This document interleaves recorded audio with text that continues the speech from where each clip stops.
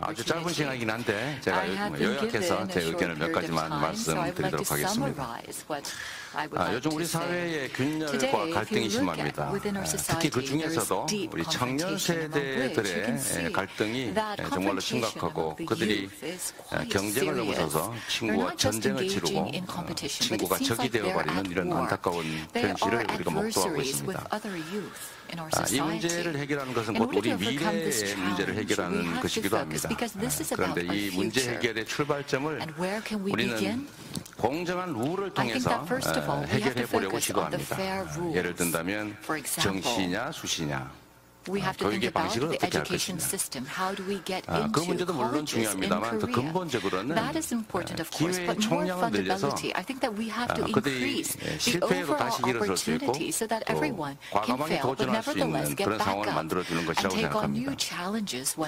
우리는 사실 이 자리에 앉아 계신 저와 비슷한 또래의 기성세대들은 기회가 넘치는 세상을 살았습니다. 비록 현실은 어려웠을지라도 우리가 내일은 오늘보다 더 낫다라는 생각 때문에 희망을 갖고 도전했고 또 그래서 상당한 성취를 이뤄냈습니다. 그런데 안타깝게도 기회 총량이 줄어드는 시대, 즉 저성장 시대를 맞이하면서 결국은 이미 사회에서 일정한 지위를 차지하고 있는 소위 말하면 기득권을 가지게 된 기성세대와 달리 우리 청년 세대들, 신규 세대들은 기회를 잃고 사실 경쟁에서 지면 탈락해야 하는 어쩌면 도태될지도 모른다는 두려움을 갖게 된 것 같습니다. 그래서 저는 문제 해결의 첫 출발점을 공정한 경쟁도 중요한데 합리적 경쟁이 가능한 기회가 좀 충분한 사회로 좀 더 직설적으로 얘기하면 다시 성장을 회복해서 지속적으로 성장하는 사회로 가야 된다라고 결론을 냈습니다.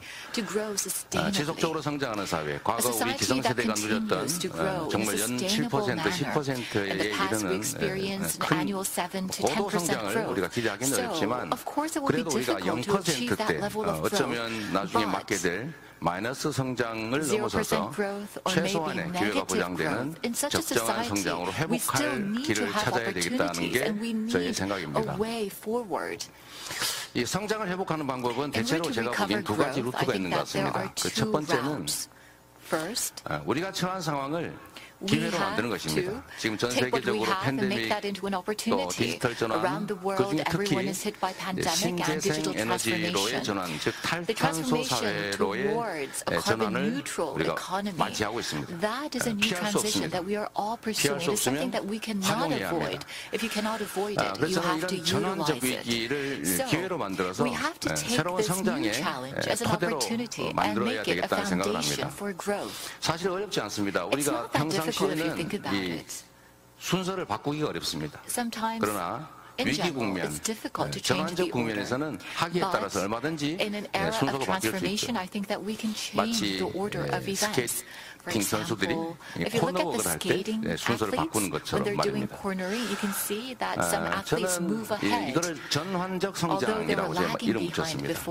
위기 속에는 반드시 기회 요소가 있습니다. 이 기회 요소를 잘 활용해서 위기 국면을 잘 관리하면 어쩌면 다른 나라보다 반 발짝 앞서서 무한한 기회를 누리는 선도 국가로 갈 수 있습니다. 사실 우리가 대공황 때 뉴딜이라고 하는 정책을 사용했고 그게 미국의 50년 장기 호황의 토대가 되었다고 저는 알고 있습니다. 정책의 내용은 그 이전과는 질적으로 다른 상황에 부합하는 질적으로 다른 정책을 만들어낸 것이죠. 질적으로 다른 사회에 적응하기 위해서는 양적인 변화로는 부족합니다. 확장판으로는 안 된다는 거죠. 완전히 새로운 정책을 해야 됩니다. 그게 뉴딜이었죠. 노동조합을 인정하고 노동조합의 힘을 실어주고 분배를 강화하고 또 국가의 역할을 확대하고 완전히 반대로 간 것이죠. 사회적 논란도 많았지만 결국은 50년 호황의 근거가 됐고 미국의 중산층이라고 하는 데가 아주 튼튼하게 자리를 잡았습니다. 지금 현재 미국의 바이든 정부가 똑같은 정책을 시행하고 있습니다. 물론 구체적 내용은 다르지만 본질은 같습니다. 완전히 새로운 정책들. 저는 완전히 그 새로운 정책의 핵심을 몇 가지로 꼽고 있습니다. 첫 번째는 이제는 화석 연료에 의존한 이 전통 제조업만으로는 도저히 국제 경쟁에서 살아남기 어렵다는 것입니다. 핵심은 신재생 에너지 체제로의 대전환을 우리가 끌려갈 것이 아니라 선도적으로 치고 나가야 된다는 것입니다. 디지털 대전환으로 표현되는 4차 산업혁명 시대 역시 우리가 새롭게 준비해야 된다는 것입니다. 그래서 저는 첫째로 우리가 약한 부분에 국가의 대대적인 투자가 필요하다고 생각하는데 그 첫 번째가 바로 기초과학, 그 다음에 첨단 기술에 대한 국가의 투자와 지원입니다. 사실 응용과학 기술의 부분들은 수익이 일정 정도 보장되기 때문에 기업들이 자유로운 환경만 정부가 보장하면 얼마든지 헤쳐나갈 수가 있습니다. 그런데 문제는 수익이 보장되지 않은 기초과학 영역, 또 성공의 가능성이 매우 희박하지만 꼭 필요한 첨단 기술 영역은 사실 기업들이 하기가 어렵죠. 이 부분을 국가의 대대적인 투자와 지원을 통해서 새로운 디지털 대전환의 시대를 준비해야 된다는 것입니다. 두 번째는 역시 인프라 구축입니다. 예를 들면 우리가 지금은 석탄 발전소, 또 원자력 발전소, 가스 발전소 이런 것도 어딘가에 대규모로 만든 다음에 이걸 전기를 생산해 전국에 분산합니다. 근데 이제는 이런 방식으로 살아남을 수 없는 거죠. 앞으로는 각 지역에서 태양광, 풍력, 지열, 필요하면 바이오매스까지 포함해서 재생에너지를 전국의 어디서나 누구나 자유롭게 생산하고 또 그걸 자유롭게 팔고 또 기업들은 RE100이라고 하는 이 시대적 추세에 적응할 수 있도록 해주는 것이죠. 그러기 위해서는 결국은 이 전력망 자체가 완전히 바뀌어야 됩니다. 그래서 제가 이거를 에너지 고속도로라고 이름을 붙였습니다. 박정희 시대의 산업화를 위한 고속도로. 김대중 정부의 정보화 고속도로. 그게 지금 우리나라의 ICT 산업의 코드가 되지 않았습니까?